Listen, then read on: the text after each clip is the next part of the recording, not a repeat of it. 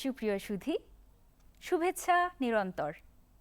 The religion of man প্রবন্ধে কবিগুরু রবীন্দ্রনাথ ঠাকুর বলেছেন, এই পৃথিবীর, এই বিশ্বজগতের মূল সত্য, মৌলিক সত্য হচ্ছে সম্পর্ক।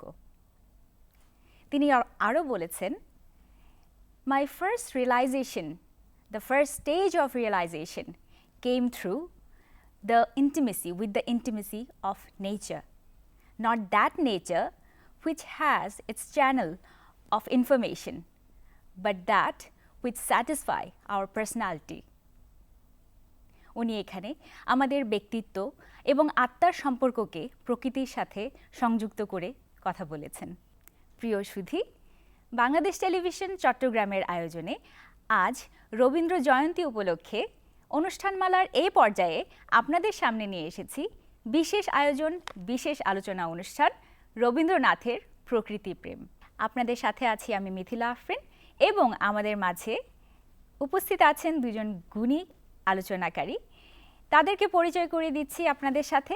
আমার ডান পাশে উপস্থিত আছেন ডক্টর আহমেদ মৌলা, অধ্যাপক, বাংলা বিভাগ, কুমিল্লা বিশ্ববিদ্যালয়। এবং এরপরে আমাদের সাথে আছেন মিশকাতুল মমতাজ মুমু, বিভাগীয় প্রধান ও সহকারী অধ্যাপক, সঙ্গীত বিভাগ, চট্টগ্রাম বিশ্ববিদ্যালয়। অনেক অনেক ধন্যবাদ আপনাদের ব্যস্ত সময়ের মাঝে আমাদের কাছে আপনারা এখানে উপস্থিত হয়েছেন এবং এই আলোচনাকে আরও বেশি আমরা ফলপ্রসূ করব সেই আশাই আমরা এখান থেকে শুরু করতে চাচ্ছি। প্রথমেই আমি চলে যেতে চাই মৌলা স্যারের কাছে। স্যার, আমরা জানি 7-8 বছরের সময় থেকেই রবীন্দ্রনাথের প্রকৃতি প্রেমের সূচনা হয়। সেই যে জোড়াসাঁকোর ঠাকুর বাড়িতে বসে জল পড়ে, পাতা নড়ে, পাগলা হাতি মাথা নাড়ে, সেই যে এক প্রয়াস, কবিতার প্রয়াস, বিশ্ব প্রকৃতিতে তার প্রথম কবিতার ছন্দ, এত সুন্দরভাবে উপস্থাপনা, এই ব্যাপারে আপনার কি বলার আছে? রবীন্দ্রনাথ তার সাহিত্যে প্রকৃতির চেতনার যেই বিশাল ব্যাপ্তি রেখেছেন তার সৃষ্টিকর্মের মধ্যে আমরা দেখব রবীন্দ্রনাথ প্রকৃতির দিকে তাকিয়েছেন অভিন্ন, অখণ্ড এবং বলা যায় মানব অস্তিত্বের প্রতীক হিসাবে। এবং সেখানে আমরা দেখতে পাব তার প্রকৃতির চেতনার মধ্যে এক ধরনের আধ্যাত্মিকতা রয়েছে।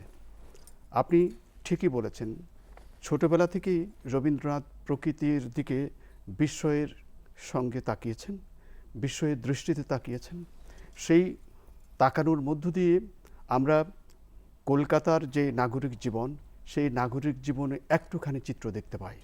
কিন্তু রবীন্দ্রনাথের প্রকৃতি চেতনার সবচেয়ে বেশি ঘনিষ্ঠ পরিচয় আমরা পাই তিনি যখন তার জমিদারি দেখাশোনার জন্য পূর্ববঙ্গে আসেন।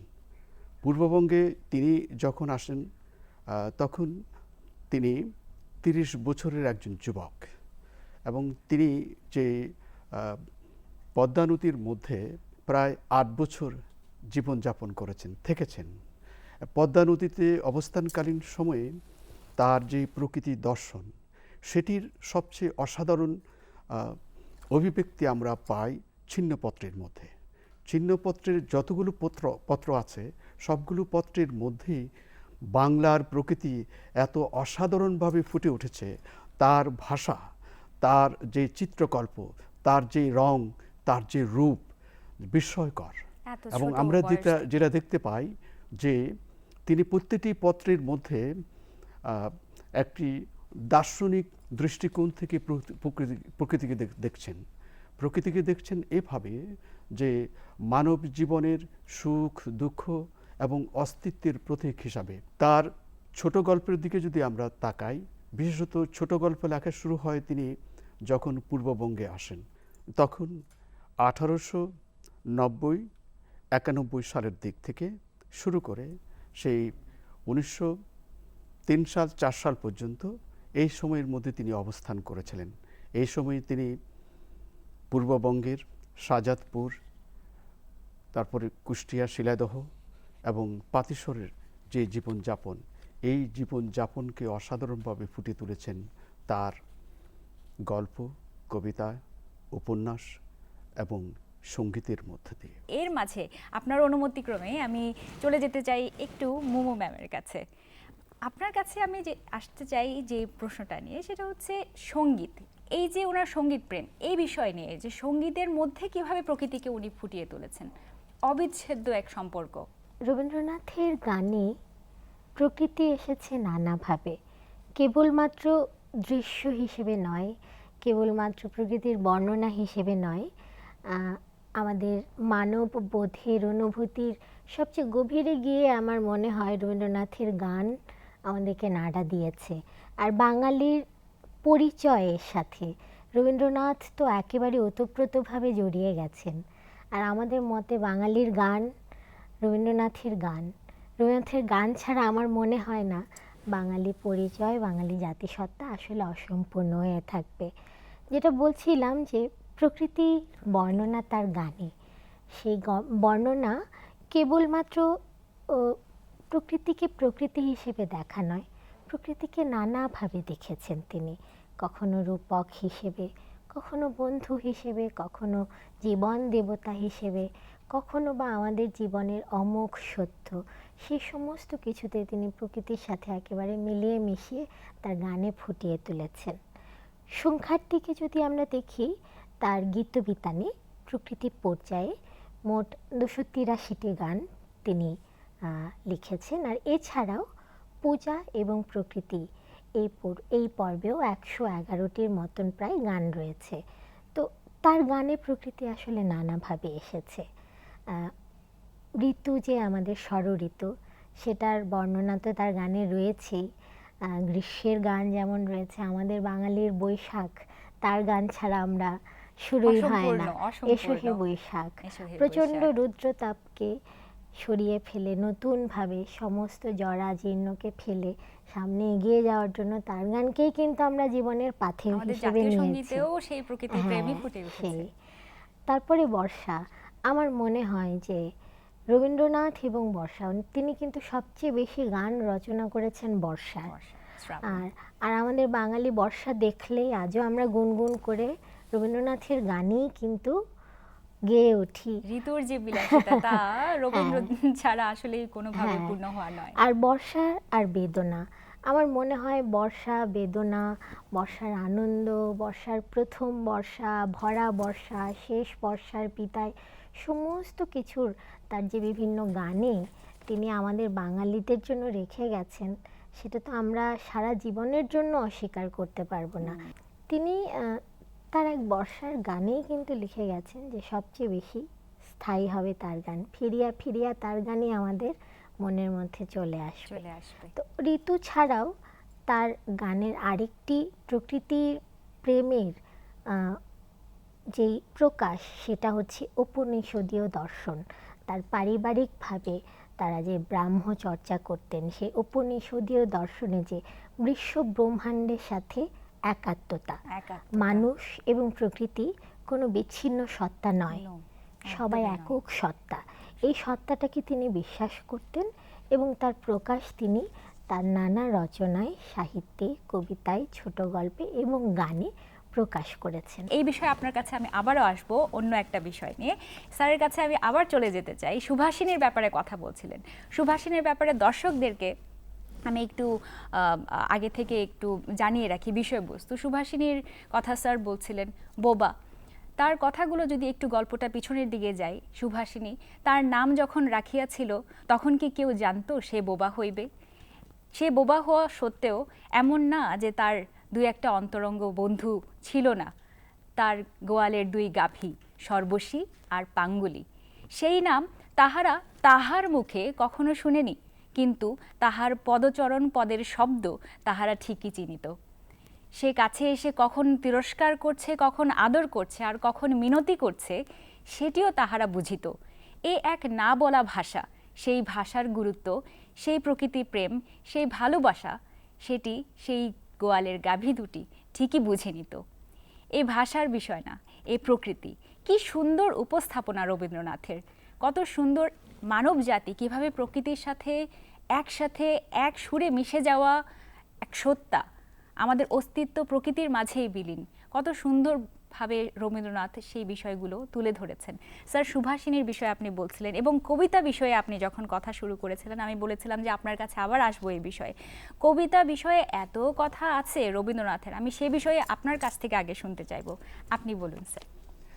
রবীন্দ্র প্রতিভা স্তর বিকাশী যেই স্তরগুলো রয়েছে, সেই স্তরগুলোর দিকে যদি আমরা তাকাই তাহলে করিও কমল থেকে প্রভাত সঙ্গীত, সন্ধ্যা সঙ্গীত পর্যন্ত তার প্রারম্ভ। আর মানুষই সোনার তরী তার হচ্ছে বিকাশ। আর চিত্রা কাব্য থেকে সেই চৈতালি, গীতালি, গীতমাল্য এবং গীতবিতান এবং গীতাঞ্জলি, এই জায়গাটাই হচ্ছে আমরা দেখতে পাবো তিনি অধ্যাত্ম চেতনা, অর্থাৎ যেটা উপনিষদীয় যেই ভারতবর্ষের যেই দর্শন, ভারতবর্ষের যেই বিশ্বাস, সেটার সঙ্গে প্রকৃতির এক অভিন্ন সম্পর্ক রয়েছে। আমরা এই জায়গাটা দেখব যে রবীন্দ্রনাথের কবিতার চূড়ান্ত প্রকাশ হচ্ছে বলাকায়। তিনি তখন দার্শনিকতার একটা চূড়ায় পৌঁছে গেছেন।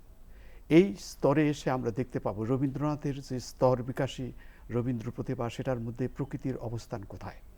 আমরা লক্ষ্য করব যে যখন তিনি করিও কমলে লিখছেন যে মানে আমরা দেখব যে আজি প্রভাতে রবির কর কেমন পুষিল প্রাণের পর, এই যে থেকে পর্বত গুহা থেকে একটা ঝর্ণা বেরিয়ে আসছে, সে যে বেরিয়ে যাবে এবং সেই বিভিন্ন পথ পরিভ্রমণ করে একসময় সাগরে পৌঁছবে, ঠিক রবীন্দ্র প্রতিভাকে আমরা এইভাবে দেখতে পাই। সেখানেই একটি প্রকৃতি রয়েছে, অর্থাৎ নদীর চলমানতা, এটার সঙ্গে মানুষের জীবনের এবং রবীন্দ্র প্রতিভার এক অসাধারণ রূপক রয়েছে। আমরা মানুষের মধ্যে দেখতে পাবো যে তার মানুষের মধ্যে, তার মনস্তত্ত্বের মধ্যে, তার মানসিকতার মধ্যে এমন একটি প্রতিমূর্তি, এমন একটি রূপকল্প, এমন একটি রূপবান নারী সেখানে অবস্থান করছেন, সেটার মধ্যে পৃথিবী এসে ভর করছে। আমরা লক্ষ্য করব যে এর একটা প্রতীকী রূপ হচ্ছে আমরা সোনার তরী কাব্যের মধ্যে। সোনার তরী কাব্য লেখা হতো না যদি তিনি পদ্মার বুকে বসবাস না করতেন। গগনে গরজে মেঘ ঘন বরষা, কুলে একা বসে আছি নাহি বরষা। এই পংক্তি তিনি চৈত্র মাসেই লিখছেন, কিন্তু তার এই প্রতীকী এবং রূপকাশ্রয়ী এই কবিতাটির মধ্য দিয়ে তিনি প্রকৃতির সঙ্গে মানব জীবনের এক অসাধারণ সম্পর্ক তৈরি করেছেন। প্রাচ্য দর্শনের মধ্যে প্রকৃতিকে দেখা হয়েছে মানুষের অস্তিত্বের প্রতীক হিসাবে এবং জীবন্ত সত্তা হিসাবে, জীবন্ত সত্তা, এবং এটার মধ্যে একটা আধ্যাত্মিকতা রয়েছে। তিনি এটা ভেবেছেন যে তার যে ব্রহ্ম ধর্মের যে দর্শন, সেটির মধ্যে প্রকৃতি মানুষের অস্তিত্বের অংশ, প্রকৃতি থেকে মানুষ প্রকৃতিরই অংশ, প্রকৃতি থেকে মানুষ তৈরি হয়েছে এবং প্রকৃতিকে সেই বিলীন হবে। প্রকৃতি তার সুখ দুঃখ আনন্দ বেদনার যেই প্রকাশ, সেগুলোকে তিনি এত চমৎকারভাবে তুলে ধরেছেন তার কবিতায়, তার ছোট গল্পে, তার উপন্যাসে, তার সঙ্গীতে। সঙ্গীতের বিষয়, এই যে উনার রবীন্দ্রনাথের সঙ্গীতে যে কোমলতা, প্রকৃতি প্রেম, যে সৌন্দর্য, যে স্থিরতা আছে, সেই স্থিরতা, সেই সময়ের যে স্থিরতা ছিল, এখন বর্তমান প্রজন্মের যে অস্থিরতা আছে, সেই সঙ্গীত কি এখন মলম হিসেবে কাজ করতে পারে? রবীন্দ্রনাথ একজন বহুমাত্রিক মানুষ ছিলেন, এটা নিয়ে কোনো ডাউট নেই। আর তার গানও কিন্তু বহুমাত্রিক এবং বহুমাত্রিকতাই রয়েছে। আর তার গান শুধুমাত্র তো আমাদের শোনার জন্য, উপভোগ করার জন্য নয়, অনুভবও করার জন্য নয়, আমাদের জীবনের প্রার্থনা হিসেবে আমরা নিতে পারি। আমার মনে হয় না যে আমাদের জীবনের, বাঙালি জীবনের বিশেষ করে এমন কোনো অনুভূতি নেই, এমন কোনো সময় নেই যে সময়টার জন্য তিনি গান লিখে যাননি, যে সময়টার জন্য তিনি কবিতা লিখে যাননি। আমাদের বাঙালি মনের এমন কোনো প্রকাশ নেই অনুভূতির যেটার জন্য তার গানে আমরা, আমার মনে হয় যে আমরা বাঙালিরা আমাদের সমস্ত অনুভূতি, নানা প্রকার অনুভূতি তার গানেই প্রকাশ করতে পারবো। প্রকৃতি তো তার একটা অংশ। এবং প্রকৃতি বললাম এর আগে নানাভাবে এসেছে। এখন আমরা যদি প্রকৃতি থেকে দূরে সরে যাই, প্রকৃতিও কিন্তু, প্রকৃতির কাছে আমাদের বরাবরই কিন্তু রবীন্দ্রনাথ বলেছেন তার শারদোৎসব নাটকে, প্রকৃতির কাছে আমাদের ঋণ শোধ করতে হবে। কারণ প্রকৃতি বিনা দ্বিধায় একদমই আনকন্ডিশনালি আমাদেরকে সারা জীবন দিয়ে যাচ্ছেন, ছায়া দিচ্ছে, ফুল ফল দিচ্ছে, বাঁচার জন্য অক্সিজেন দিচ্ছে, সৌন্দর্যের জন্য ফুল দিচ্ছে, সবুজের চারপাশ ভরিয়ে দিচ্ছে। বর্ষা হলেও আমাদেরকে মাটির শিকড় আঁকড়ে ধরে আমাদেরকে কি স্থান করে দিচ্ছে। তার যে এত সৃষ্টি, এর মাঝে এই যে প্রকৃতির কোলে রেখে যাওয়া এক বড় এক অবদান শান্তিনিকেতন, সেই বিষয়ে কথা বলতে চাই। তার যে শিক্ষা দর্শন রেখে গেছেন উনি শান্তিনিকেতনে, প্রকৃতির কোলে রেখে যাওয়া, এখনকার বর্তমান যে যান্ত্রিক শিক্ষা ব্যবস্থা, সেটা কি আসলেই তার রেখে যাওয়া শিক্ষা দর্শনের সাথে খাপ খাইয়ে নিতে পারে? আমরা কি সেই পথে চলতে পারি? আমাদের যে অস্থির প্রজন্ম, এই অস্থির প্রজন্মের মধ্যে রবীন্দ্রনাথ কতটুকু আমাদের জন্য স্থিরতা তৈরি করবে? আমি এই প্রশ্নটিকে একটু অন্যভাবে দেখতে চাই। লক্ষ্য করুন যে রবীন্দ্রনাথ যে সময় কবিতা লিখছেন এবং রবীন্দ্রনাথ যে সময় বেঁচে ছিলেন, সে সময় একটা জিনিস লক্ষ্য করবেন যে তখন আমাদের দেশ ছিল উপনিবেশায়িত। অপরদিকে পাশ্চাত্য দর্শন হচ্ছে গতিময়, এবং এই গতিময় অর্থাৎ তিনি বলাকা কাব্যগ্রন্থ যখন লিখছেন তখন বলছেন যে প্রথম বিশ্বযুদ্ধ শুরু হয়েছে এবং যুদ্ধের আগ থেকে এবং যুদ্ধ চলাকালীন সময়ে যে কবিতাগুলো লেখা বলাকার কাব্যগ্রন্থের মধ্যে, তিনি এই কবিতাগুলো লেখার অভিজ্ঞতা বর্ণনা করতে গিয়ে বলছেন যে আমার প্রাচ্য দেশীয় যেই স্থির স্থবির এবং ক্লাসিক দর্শন, তার মধ্যে আঘাত করছে পাশ্চাত্যের গতিময় এবং সবচেয়ে বৈজ্ঞানিক যে দর্শন। এই দুটি দর্শন অর্থাৎ গতিময়, একদিকে গতিময় চঞ্চল, আরেকদিকে স্থির স্থবির প্রাচ্য দর্শন, এই দুটির মধ্যে তিনি আঘাত দেখতে পাচ্ছেন, অর্থাৎ তার চেতনার মধ্যে এই ধরনের আঘাত আসছে। এই অভিঘাতের কারণে তিনি বারবারই বলছেন যে আমি আসলে এই বলাকার যে উড়াল দেওয়ার মধ্য দিয়ে যে পাশ্চাত্য দর্শন সেটি ফুটে উঠেছে, যে সেখানে যেন সব কিছু শব্দময় হয়ে উঠছে, প্রকৃতি যেন সেখানে উড়াল দিচ্ছে। অর্থাৎ এটার মধ্যে ব্যাগর্সের যে গতিতত্ত্ব, সেই ব্যাগর্সের গতিতত্ত্ব সেখানে আসছে। আবার দেখা যায় যখন শাহজাহান কবিতা তিনি লেখেন অথবা অন্য যে কবিতাগুলো আছে, সেখানে কবিতাগুলোর মধ্যে আমরা দেখতে পাবো যে স্থির স্থবির এবং কালের কপলের সেই মানে বিষয়গুলো নিয়ে কথা উঠে এসেছে, তাজমহলের কথা বলছে, শাহজাহানের কথা বলছে। এই প্রসঙ্গে স্যার আপনার সাথে একটু যুক্ত করতে চাই, এই যে আমাদের রবীন্দ্র চেতনা নিয়ে আমরা কথা বলি, এগুলো শুধু জন্মজয়ন্তী বা প্রয়াণ দিবসে শুধু এই আলোচনাগুলো উঠে আসে। আমরা কিভাবে রবীন্দ্রনাথের এই শিক্ষাকে জীবন চর্চায়, প্রতিদিনের জীবন চর্চায় কিভাবে আমরা নিজেদেরকে প্রভাবিত করতে পারি? রবীন্দ্রনাথ এই যে যান্ত্রিক শিক্ষা, পাশ্চাত্য শিক্ষা দর্শনের কখনো তিনি একমত হতে পারেননি, যে কারণে তিনি তৎকালীন উপনিবেশিক যে কেরানি তৈরির শিক্ষা ব্যবস্থা, যান্ত্রিক শিক্ষা ব্যবস্থা, এটার থেকে ভিন্ন একটি প্রাচ্য দর্শন। প্রাচ্য দর্শনের শিক্ষা হচ্ছে সেই ধ্যানমগ্নতা, এবং সেখানকার মধ্যে যেই প্রকৃতি নির্ভর যেই দর্শন, সেটাকে তিনি শিক্ষার মধ্যে আনতে চেয়েছেন। যখন প্রথাগত এই প্রতিষ্ঠানগুলোর মধ্যে, আমাদের বিশ্ববিদ্যালয় কিংবা স্কুলগুলোর মধ্যে যখন এগুলো দেখতে পাচ্ছিলেন না, তখন তিনি এই শান্তিনিকেতন গড়ে তুলেছেন এবং লক্ষ্য করেন এই নামটি দিয়েছেন তিনি শান্তিনিকেতন। শান্তিনিকেতন মানে কি? অর্থাৎ প্রশান্তির একটি জায়গা, যে শিক্ষা একদম আনুষ্ঠানিক নয়, আড়ম্বর নয়, এবং যেই শিক্ষা হচ্ছে গাছের তলে, গাছের ছায়ায়, প্রকৃতির সঙ্গে, প্রকৃতির অনুষঙ্গে যেই শিক্ষাটা আছে। উনি তো শান্তিনিকেতনের ছাত্রী, সুতরাং ওখানকার যে শিক্ষার দর্শন রয়েছে, সেই শিক্ষা দর্শনের সঙ্গে, সংস্কৃতির সঙ্গে তিনি অবশ্যই এটা লক্ষ্য করবেন যে সেখানকার আমাদের ওদেশীয়, এশীয় এবং আমাদের এখানকার জীবন যাপনের সঙ্গে যে শিক্ষা ব্যবস্থা, গরুমুখী শিক্ষা ব্যবস্থা এবং প্রকৃতিমুখী শিক্ষা ব্যবস্থা, ধ্যানমগ্ন শিক্ষা ব্যবস্থা, যেটা প্রেম এবং প্রার্থনার শিক্ষা, সেটি মূলত তার ওই শান্তি নিকেতনের যে শিক্ষা দর্শন সেটির মধ্যে পাওয়া যায়। আপনি তো আশ্রমিক, মানে শান্তিনিকেতনের যে পুরাতন ছাত্রীকে বা ছাত্রকে আমরা আশ্রমিক বলি, তো সেই বিষয়ে আপনি সেই যে অভিজ্ঞতা আপনি লাভ করেছেন সেখানে, সে বিষয়ে যদি কিছু বলতেন।